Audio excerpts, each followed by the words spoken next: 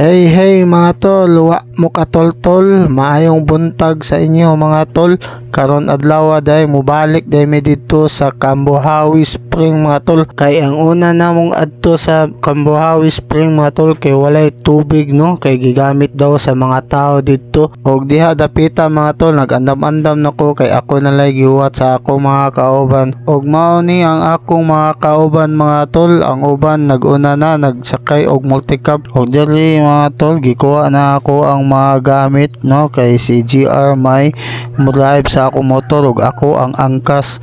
Una mi mulahos mga tol, nagpagasa si Boss Henry no, para los lahos na ang among biyahe mga tol. Dito din mi agi sa manipis mga tol para dili kayo tantong tangas no, kay naay may multicab. Og dire dapita sa may basak mga tol, naay nanawag nako nga kauban ako sa Food Panda karon nag-grab na. Shout out din ni mo tol og amping sa imong pagbiyahe tol. Og mao din ni sila ang uban ako nga mga kauban mga tol. Ang driver ana kay ang akong maguwang. Og diri dapita mga tol, naa nami diri agianan paingon sa manipis. Pero una mi mo adtog manipis mga tol or moagi manghapit sa mi diri sa may Chiza Pizza mga tol, kay gipanggutom na ang mga bitok sa among mga kauban. Og sa dihang naluto na ang among gi-order nga pizza mga tol, mauna sila ang among gi-order mga tol. Og di na ang dugayan pa mga tol, kay wa pa mi katunga sa among biyahe. Og sa dihang manamig kaon mga tol, na agiani namo na maanindot nga lugar diri sa may manipis Campo City mga tol. Kung gikan mo syudad sa Tabunok mga tol, maari mo diri sa manipis Campo City, makita ninyo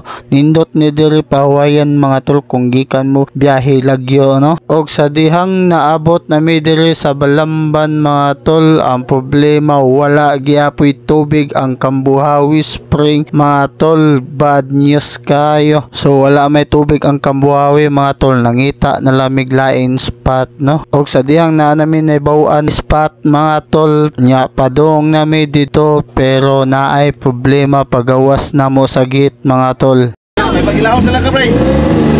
What's up? Ala, amtong. What? Sangit. Okay. Oy, sangit. Ah, sangit. Ay. Tungit eh. Utay na tayo. Ito sangit oy. Anay. Sangit sa dire? Eh, kawari ako na. Tara. Lagi ato sangit to, ni lagi. Ikaw dyan eh. Gawas. Ito ka dito pre. May pagyasa na nga to. Ano nito?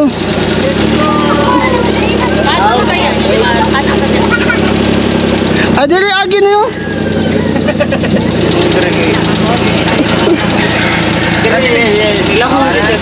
Hugaw na ligid oh. Oo ah. Bago pagkakalimpyo.